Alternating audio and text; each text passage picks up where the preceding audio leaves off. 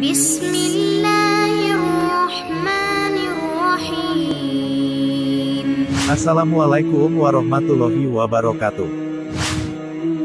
Bangkrut dalam Kamus Besar Bahasa Indonesia, KBBI, artinya menderita kerugian besar hingga gulung tikar, atau habis harta bendanya sehingga jatuh miskin. Di dunia hal ini bisa dialami oleh setiap orang, baik individu maupun perusahaan. Namun tahukah Anda bahwa seorang muslim bisa juga bangkrut di akhirat atau pada hari akhir? Ya, dalam hadits sahih riwayat Imam Muslim menjelaskan tentang orang yang akan mengalami kebangkrutan pada hari kiamat. Lalu apa yang menyebabkan kebangkrutan seorang muslim di akhirat? Temukan jawabannya, simak video ini sampai akhir agar tidak sesat. Tapi sebelum lanjut jangan lupa like, share, subscribe, dan nyalakan notifikasi channel ini, agar terus menyiarkan syiar Islam. Lalu tulis komentarmu, agar channel ini terus berkembang.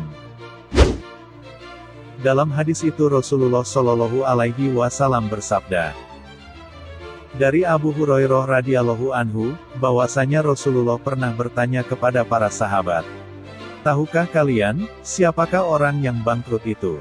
Para sahabat menjawab, menurut kami, orang yang bangkrut di antara kami adalah orang yang tidak memiliki uang dan harta kekayaan. Rasulullah Shallallahu Alaihi Wasallam bersabda, sesungguhnya umatku yang bangkrut adalah orang yang pada hari kiamat datang dengan pahala sholat, puasa, dan zakat, tetapi ia sering mencaci maki, menuduh, dan makan harta orang lain serta membunuh dan memukul orang lain. Setelah itu, pahalanya diambil untuk diberikan kepada setiap orang dari mereka hingga pahalanya habis, sementara tuntutan mereka banyak yang belum terpenuhi.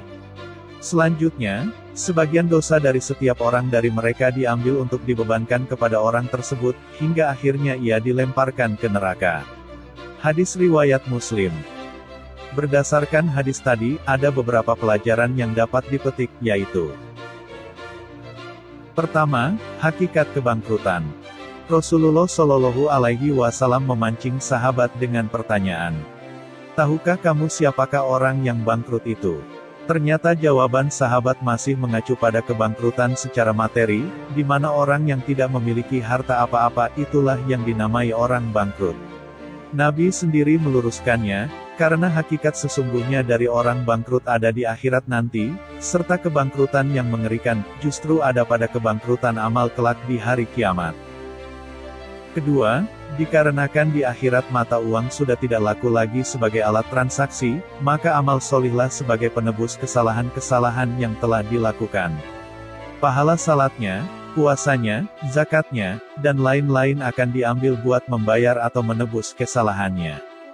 Jika mencukupi tentunya tidak terlalu bermasalah, namun jika belum mencukupi padahal amal solihnya telah habis, sementara tuntutan orang yang dirugikan belum selesai, maka dosa orang yang dirugikan tadi diambil untuk dibebankan pada orang yang berbuat salah tadi. Ketiga, ciri orang yang akan bangkrut di akhirat nanti ditandai bahwa orang itu solih secara ritual individual, yakni orang tersebut rajin sholat, tertib puasa, dan rutin membayar zakat. Namun disayangkan ia tidak solih secara sosial ditandai dengan banyaknya kesalahan yang ia perbuat terhadap sesama dengan suka mencaci maki, memfitnah, makan harta secara tidak sah, menumpahkan darah orang yang dilindungi, serta suka melakukan tindak kekerasan semisal memukul dan sejenisnya. Hal ini juga sebagai peringatan kepada orang yang hanya mementingkan kesolihan ritual, dan tidak solih secara sosial.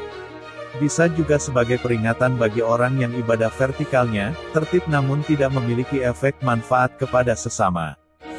Singkat cerita, orang bangkrut di hari akhir itu memiliki banyak amal kebaikan, namun sayangnya kesalahan pada sesama lebih besar nilainya dari pahala yang berhasil ia kumpulkan. Nasib akhirnya bisa ditebak karena amal kebaikannya habis dan saldo dosanya bertambah, maka tempat akhirnya adalah neraka. Nauzubillah min dzalik. Selanjutnya, agar kita selamat dari kebangkrutan akhirat ada beberapa hal yang perlu kita lakukan. Pertama, menjaga hubungan baik dengan Allah Subhanahu wa Ta'ala dengan berusaha semaksimal mungkin mengerjakan perintahnya dan menjauhi segala larangannya. Kedua, selalu waspada agar jangan sampai kebanyakan melakukan kesalahan dan dosa pada sesama baik berupa ucapan, sikap maupun perbuatan.